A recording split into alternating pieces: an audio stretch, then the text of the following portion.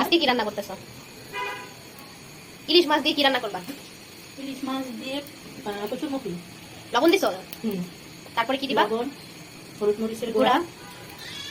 তারপর কি তেলে ভাজবা? হ্যাঁ। দাও।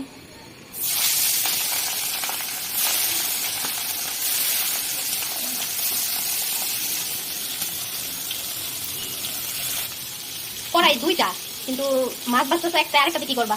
আরেকটা তোমার বাচ্চার জন্য আলু ভাজবা? হ্যাঁ। দিয়ে দাও।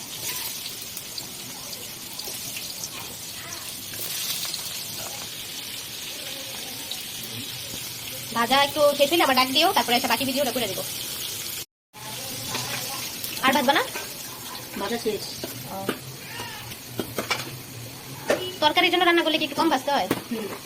এখন দিয়ে দিলাম পেঁয়াজ। দাও। কাঁচামরিচ দাও।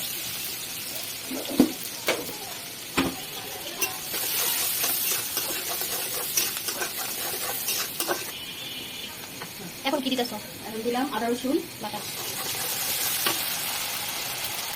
হলুদ মরিচ 1 চামচ। লাগে পরে আবার দিবা? লবণ পরিমাণ মতো।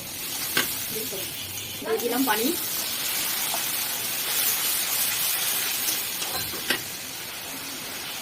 হলুদ মরিচের গুঁড়া আরেকটু দিতো? 1 চামচ। আমি দিয়ে দিলাম কচুরমুখী।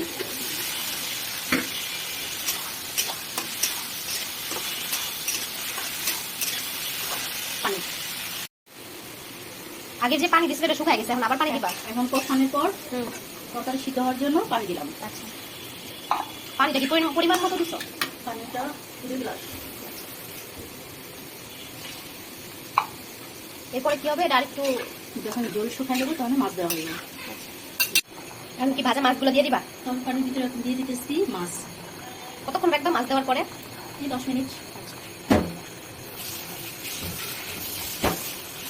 লবণ চেক করছো? লবণ হয়েছে?